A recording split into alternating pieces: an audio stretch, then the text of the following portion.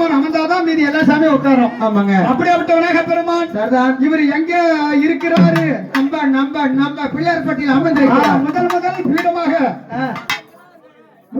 பீடமாக அமர்ந்திருக்கும் விநாயகப் பெருமான். அதாவது பிள்ளையார்பட்டியில் அமர்ந்திருக்கின்றார்.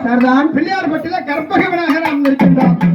அப்படியாப்பட்ட விநாயகப் பெருமானை கூப்பிடணும். எப்படி அழைக்கணும்? எப்படி கூப்பிடணும்? கூப்பிடுங்க பாப்போம். எங்கள் 5 கரத்தனை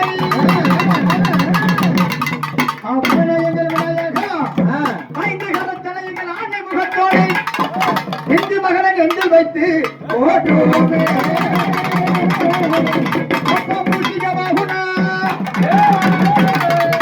அப்பனே எங்கள் விநாயகா. எல்லா சாமியும் கோவம் வருங்க. விநாயகப் பெருமானுக்கு மட்டும்தான் கோவம் வராது. இப்ப பாரு எனக்கெல்லாம் அம்மா கோவம் வரும். ஏன் விநாயகப் பெருமானுக்கு கோவம் வந்தா ஏஞ்சி அவரால் அடிக்க முடியுமா? இப்ப பாரு விநாயகப் பெருமான் கோயில போய் உண்டி திருநா கூட இங்க எடுத்துட்டு போவாரு. ஏன்னா பொறுமைப்படுத்துவார். ஆனா விநாயகப் பெருமான் கோயில கை வைக்கிறோம் உருவிட மாட்டான். இங்கன்னு கிடையாது. எந்த கோயில உண்டி திருடுவோம் எப்படியும் உருவிட மாட்டான். உண்டி திருடுவோம் அழிவு காலம் வந்து விட்டது. அப்படி என்று எங்கள் 5 கரத்தனை எங்கள் ஆணை முகத்தோடு இந்தி மகன் எந்தி வைத்து போட்டுருவோமே. அப்பா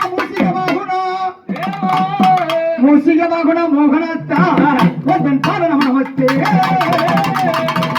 முந்தி ஒருமுகமாகி விநாயகப் பெருமானுக்கு ஆதில நம்மள போல ஒரு மூஞ்சி இருந்தது. முந்தி ஒருமுகமாகி 2 கொம்பாகி 3 முகத்தோடு 5 கரமாகி மதமாகி அப்பனே எங்கள் விநாயகா நீ அரிய சக்தி அனுப்புருவமாகி